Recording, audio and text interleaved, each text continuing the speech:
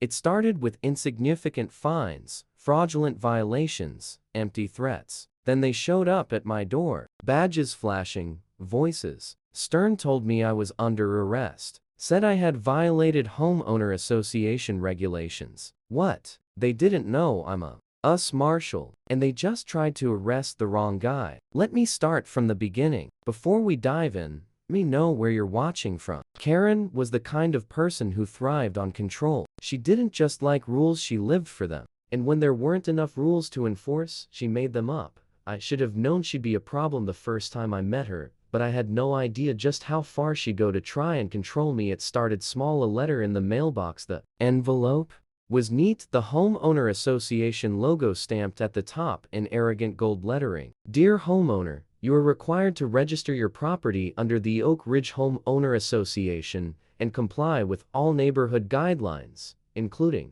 monthly dues and maintenance fees. I almost laughed. Required? That was funny considering I had specifically chosen this property because it wasn't part of any homeowner association. Flipped to the second page, a fine $250 for failure to maintain property appearance. I glanced at my yard. Freshly cut grass, a spotless driveway, my truck parked neatly by the house. What exactly was I failing to maintain? I tossed the letter in the trash and moved on with my day. Then another letter arrived and another. By the end of the week, my mailbox was stuffed with violation notices. $100 for unauthorized exterior modifications. Nothing had changed. $150 for excessive noise disturbances. I worked late shifts. I was barely home. $200 for failure to submit a landscaping plan? I didn't even know that was a thing. Karen wasn't just making up violations, she was evaluating me, seeing if I'd roll over and pay. I ignored every single notice. Then she changed tactics. I stepped outside one morning to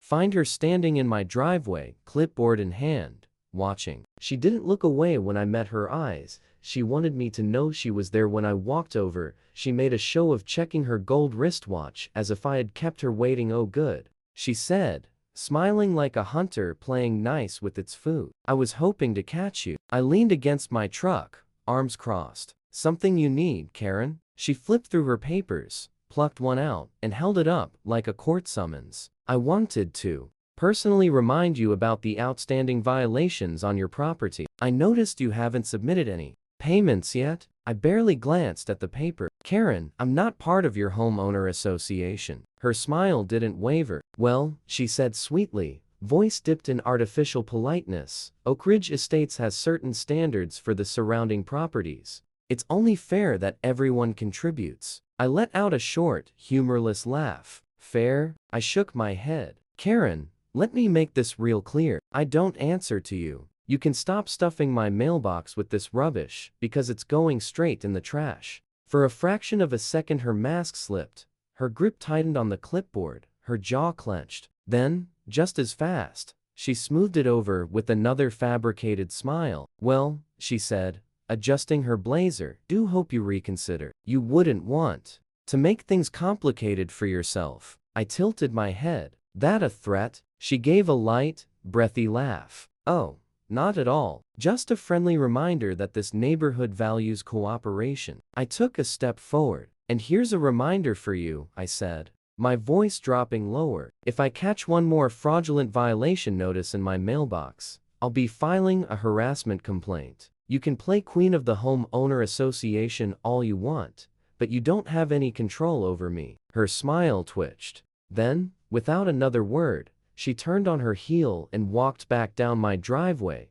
her heels clicking against the pavement. I watched her go, shaking my head. That should have been the end of it. It wasn't. The next morning, stepped outside to find a pile of trash dumped on my lawn. A week later, my mailbox had been knocked over. Then the rumors started. Neighbors giving me sideways glances, muttering when I walked by. At first, I thought I was imagining it, until I ran into Jim at the gas station. Jim was an elder, lived in the neighborhood for years. Didn't talk much, but when he did, it was usually worth listening to. He gave me a sympathetic look as he filled up his truck. "Hope you get things sorted out soon," he said. I frowned. "Sorted out?" Jim sighed. Karen's been telling people you've got legal trouble. Says you're one of those problem homeowners who tries to dodge obligations. Even mentioned something about a warrant. I blinked. A warrant? That was a new one. Jim shook his head. You know how she is homeowner association politics. Homeowner association politics? This wasn't politics. This was a full-blown smear campaign. And the next morning got a letter marked final notice from the Oak Ridge Homeowner Association Legal Department.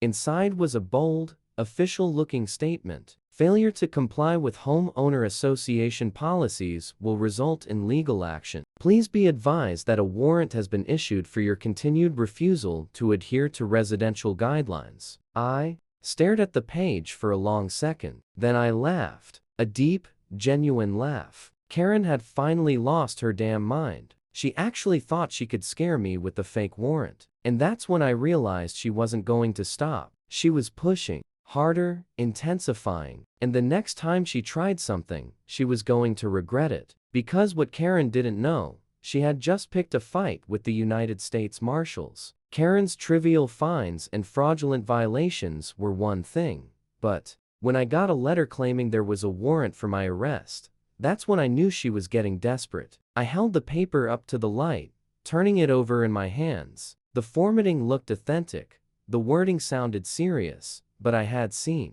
real warrants before I had signed off on real arrest orders. And this was laughable. For starters, no agency was listed. A real warrant would have come from a judge, not some fictional Oak Ridge Homeowner Association legal department. There was no badge number, no legal case reference, and the signature at the bottom. Karen Whitmore, Homeowner Association President. I nearly choked on my coffee. Karen actually thought she could scare me into obedience by pretending she had the power to arrest me. I was almost impressed by the sheer delusion. Almost. I tossed the letter onto my desk and sat back, fingers interlocked. Karen had just escalated. She had moved past homeowner association harassment and straight into legal fraud. I could have called her out immediately, could have sent her a cease and desist. But why do that when I could let her dig an even deeper hole? So I didn't react. I didn't storm down to her house. I didn't confront her. Instead,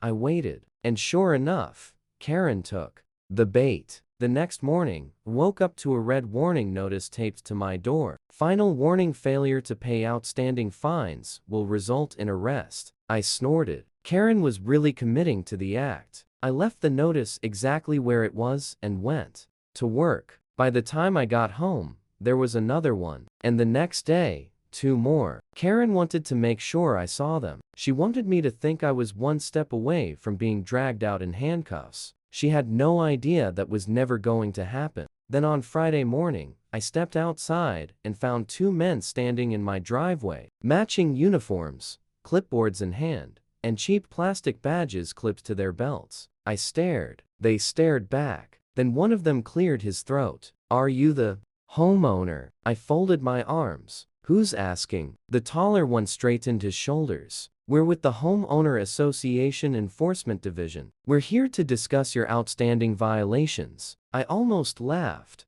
Homeowner Association Enforcement Division. Karen really hired fake cops? I tilted my head, keeping my voice neutral. Is that so? The second guy, shorter, stockier, trying too hard to look threatening, nodded. We have an active warrant for your arrest. I raised an eyebrow. You don't say. The taller one held up his clipboard. Per Homeowner Association code violations, you've repeatedly failed to comply with neighborhood regulations and have outstanding fines. We're here to bring you in. I let the silence lingered. Then I smiled. All right, I said. Let's see the warrant. The short guy stared. You already got the notice? No, I shook my head. The real one. Show me the court-issued arrest warrant. Tall guy shifted on his feet. Well, the Homeowner Association Board issued it. Oh, the Homeowner Association Board. I nodded slowly. And does the Homeowner Association have legal authority to issue arrests? They both hesitated. I could practically see the thoughts in their heads turning, trying to figure out how to answer that without sounding like complete idiots. I let them sweat for a moment longer. Then I sighed, reached into my back pocket and pulled out my badge. Not a cheap plastic one, not something you could buy online. A real, genuine, US Marshal badge. I held it up between two fingers, letting them get a good long look, and the moment they saw it, their faces turned pale. I tilted my head. You two just attempted to detain a federal officer. Tall guy's mouth fell open. Short guy, actually, took a step back. I smiled. Now, I continued, I have two questions. First, where exactly is your permission to conduct arrests? Silence. Second, would you like to be charged with impersonating law enforcement? Before or after I run your names? That was it. That was it. That was all it took. Tall guy's clipboard hit the ground. Short guy turned and sprinted down the street. And me, I stood there, arms crossed, watching them panic like cockroaches. I let them go because now I had them. And when I ran their names later that day, oh, I found so much more than I expected. Karen wasn't just running a fake security operation. She was running a full-blown blackmail scheme, and she had no idea that I was about to burn it to the ground. Karen had crossed the line. Fake fines, insignificant harassment. That was just the warm-up. Now, she was trying to stage arrests, and she was too ignorant or arrogant to realize she had just made the biggest mistake of her life. I ran the names of the two officers who had tried to arrest me. Not real cops, not even licensed security. They were part of a phony private security firm Karen had put together. A bunch of hired cops playing dress-up. But that wasn't the worst part. They had been pulling this scam on multiple homeowners, and somehow it had worked. I started digging through public complaints, legal filings, and homeowner association financial records. Turns out Karen's little homeowner association enforcement division had been doing this for months. She wasn't just faking violations. She was running a full-blown extortion racket. Here's how it worked. Find a homeowner who refused to join the homeowner association. Hit them with fake citations, fake fines, and fake liens. If they ignored them, escalate. Send the homeowner association police to scare them. If they still refuse to pay, seize their property for unpaid debts. Resell the house to homeowner association friendly buyers for a special assessment fee. It was organized theft. Homeowners had lost their houses over this, and somehow no one had stopped her. Because Karen wasn't doing this alone. I pulled city records, searching for every legal dispute Karen had been involved in. And that's when I found it. A judge's name, a local magistrate, someone who had repeatedly ruled in Karen's favor, a judge who had signed off on homeowner association property seizures without verifying the claims. Either Karen had him in her pocket, or he was too careless to check the facts. Either way, this was a jackpot because if Karen's rulings weren't legal, every single homeowner association for appeals she pushed through could be overturned, meaning lawsuits, refunds, criminal charges. Karen had built her power on fake authority, and I was about to rip it all away. But first, I needed to see how far she would go. So I trapped her. I took one of her fake citations, the latest final notice warning of pending legal action, and I responded. I sent a formal request for a hearing, made it look like I was scared, like I was willing to compromise. And Karen, she took the lure. The next day, got an email, a summons to an official homeowner association arbitration hearing. No location listed, just a time, a date, and a warning that failure to appear would result in further legal penalties. I almost laughed. Karen was about to walk straight into her own self-made operation, and she had no idea. Karen thought she had me right where she wanted me. She believed I was scared. She believed I was finally breaking. She had no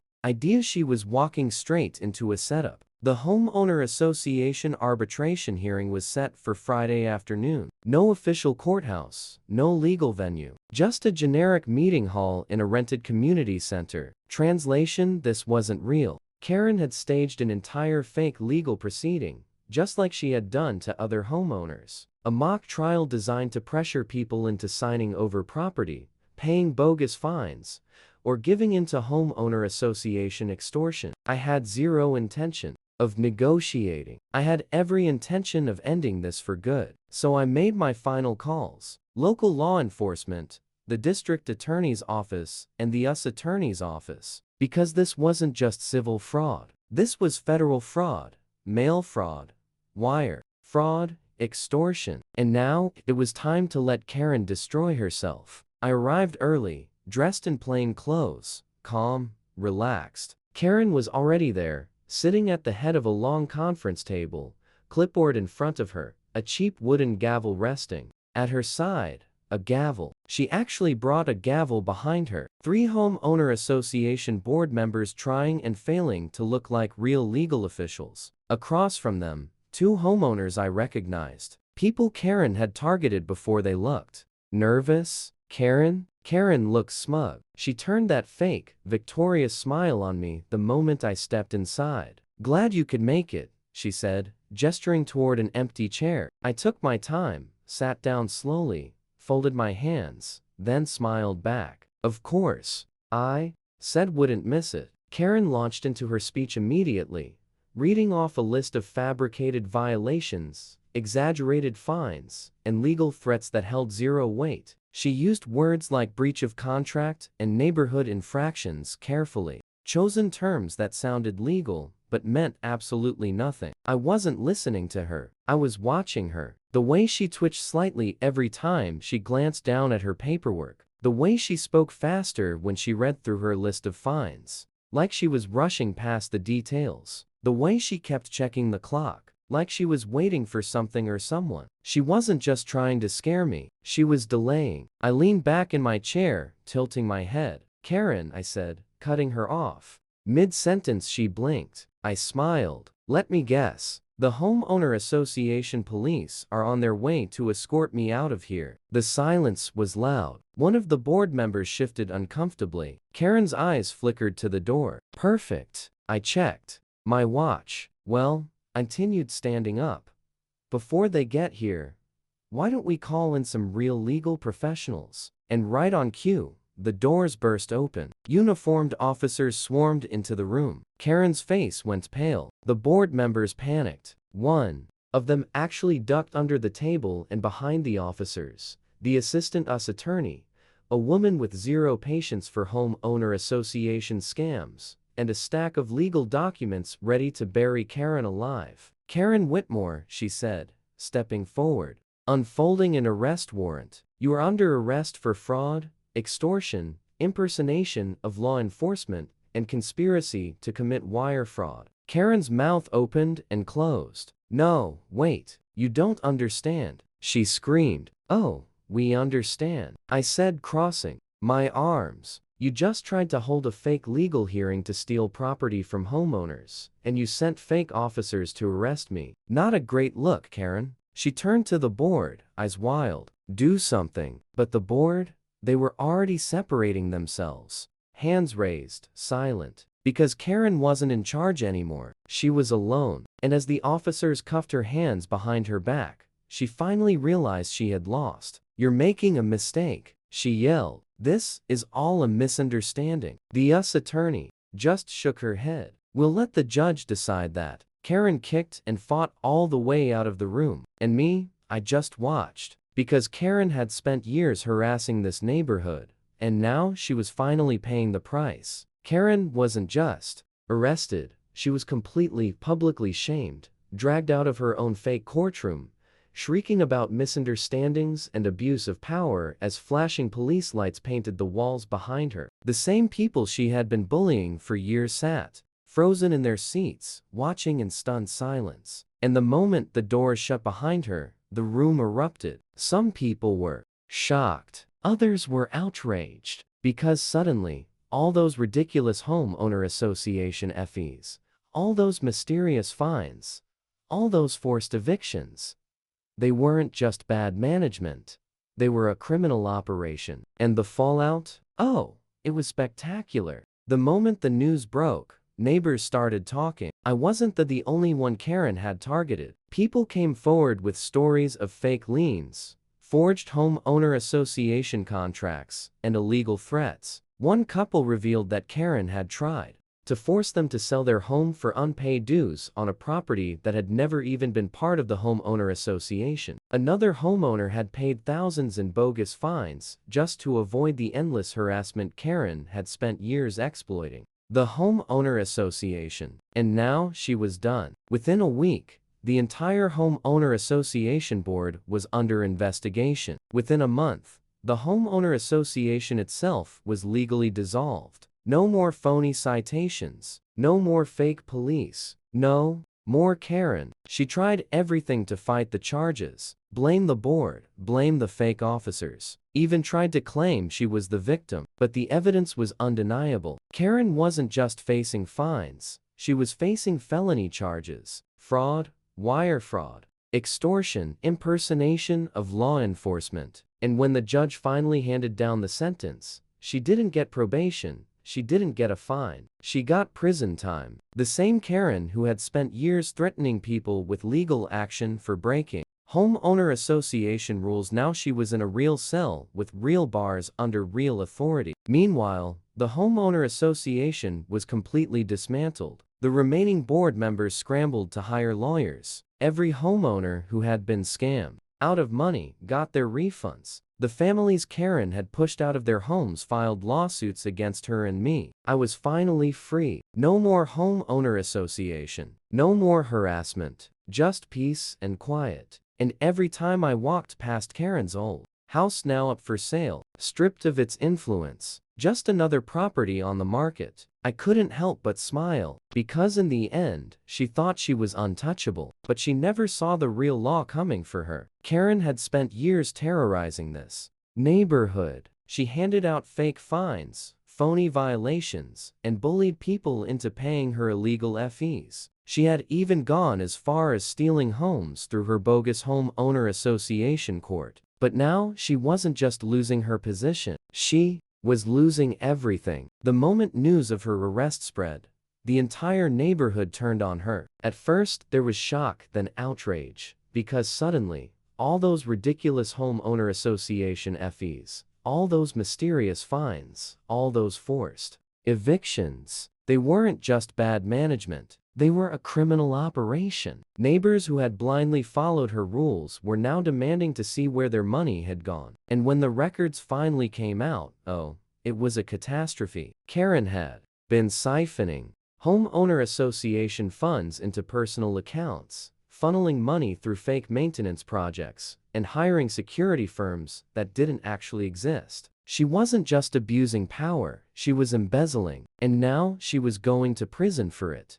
Her charges? Fraud, extortion, wire fraud, pretending to be law enforcement. And when the judge finally handed down her sentence, she didn't get probation. She didn't get a light punishment. She got years. The same Karen who had spent her life threatening people with legal action for breaking homeowner association rules. Now, she was sitting in a real cell under real jurisdiction, surrounded by people who didn't give a damn about neighborhood guidelines. Meanwhile, the homeowner association was finished. The entire board was forced to step down. The homeowner association itself was legally dissolved. No more false citations. No more fake police. No more Karen. For the first time since moving here, I'd finally enjoy my land. Homeowner association. Free. And every time I walked past Karen's old house, now up for sale, stripped of its authority, just another property on the market, I couldn't help but smile, because in the end, she thought she was invincible, but she never saw the real law coming for her.